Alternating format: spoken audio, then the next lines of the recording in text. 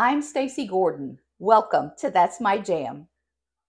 I know it's only October, but Thanksgiving is just around the corner. Growing up, there was a popular delicatessen bakery in our neighborhood, and they made the best chocolate pies. They also made coconut cream and a few others. They'd start taking orders for the pies early to mid-October. Then, the night before Thanksgiving, you'd have to go stand in line to pick up your pie, and it was just kind of an event.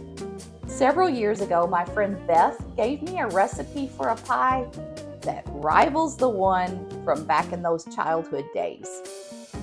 I don't want you to have to order anything weeks in advance or stand in line to pick it up, so I'm going to teach you how to make it. One note, you're going to want to make this pie the day before you plan to serve it. At the very least, it needs to sit in the refrigerator for several hours. Today, we're going to make some incredible chocolate pie. Let's get started. Y'all probably already know that I've never learned to make a pie crust. It's on my list of things to do.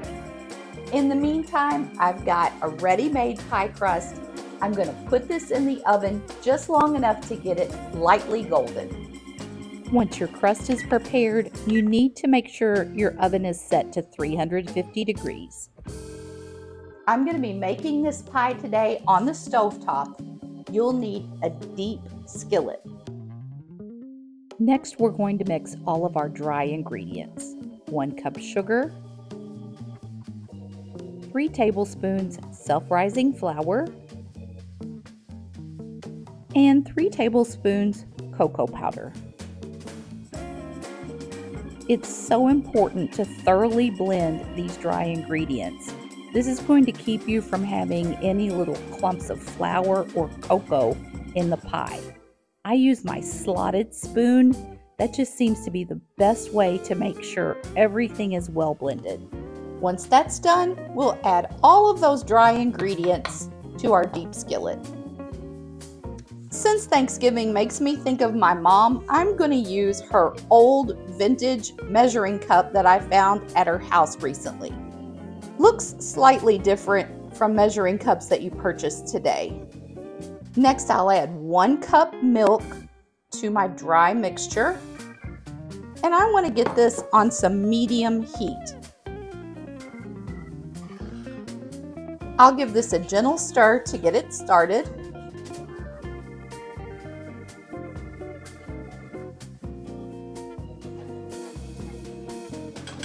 Mixture is looking pretty good. I've still got some of those wonderful farm fresh eggs that Bob and Steve gave me, and now I'm going to crack 3 of those and separate the yolks from the whites. While I'm separating my eggs, I do not want to neglect this mixture. I want to keep working that in between separating the eggs. Once this mixture is heated and you're sure that you don't see any signs of lumps or any undissolved sugar, then we're ready to add our 3 egg yolks.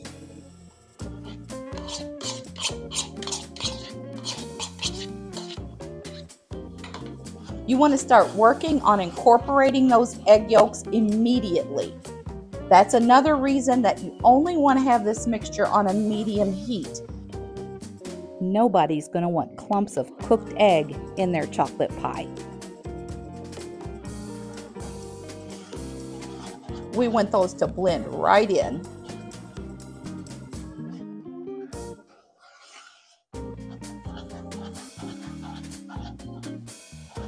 We're going to keep working this mixture until it becomes bubbly and it thickens. Once you start to see this happening, we're going to take this off of the heat. Now I'm going to switch to my whisk.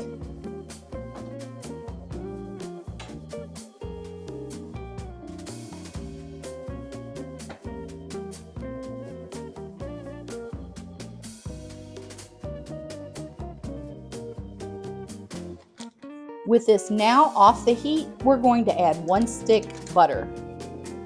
Your pan should still be hot enough to melt this butter, but in the event that it is not, you can turn it back on just a tiny bit of low heat if you need to.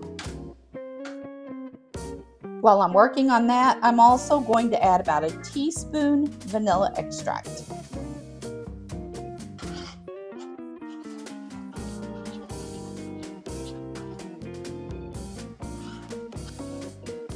Switching back and forth between my whisk and my spoon to try to break up this butter and keep everything blended.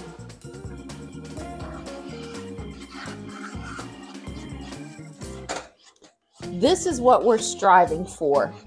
Doesn't that look amazing? Now we're ready to get this mixture into our prepared pie crust.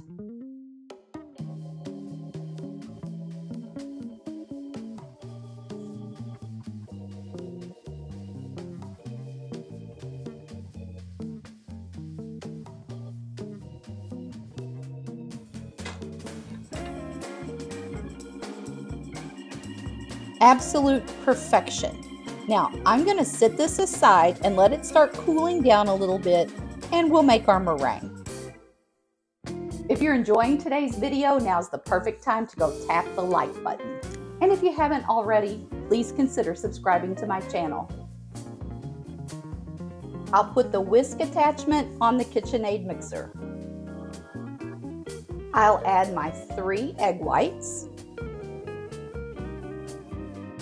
and 1/4 teaspoon cream of tartar. You'll see that some of that landed on the side of my bowl. Before I go any further, I'm going to use a rubber spatula to push that down into the egg white mixture. You definitely don't want that sticking to the side of your bowl. Next, I'm going to add about a 1/2 teaspoon of vanilla extract, and then I'm going to speed up the footage here a little bit. I'm going to add 6 tablespoons of sugar, 1 tablespoon at a time, rather slowly. During this process, your mixer should be on its very highest speed. You'll know this is done when stiff peaks are forming in the meringue. We'll use a rubber spatula to start transferring this meringue onto the top of the pie. I always find this part to be a little bit tedious, but using a spoon seems to help me be able to get it distributed along the top of the pie the way that I want to.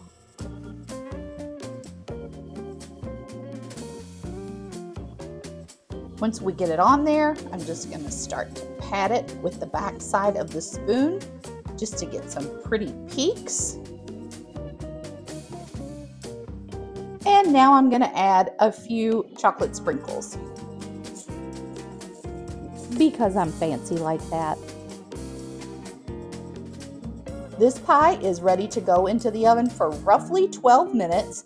All we're doing right now is getting a nice golden color to this meringue. 12 minutes later, this comes out of the oven and we have one gorgeous looking pie. But this is not the time to cut or serve it. You're going to need to let this sit and come completely down to room temperature, and then cover it and put it in the refrigerator overnight if possible, at the very least for several hours.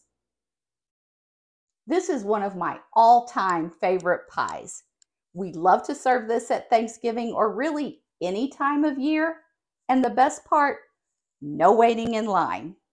I hope you'll enjoy it as much as I do. I'm going to see you again real soon. In the meantime, turn off the TV, turn on some music, and just keep jamming.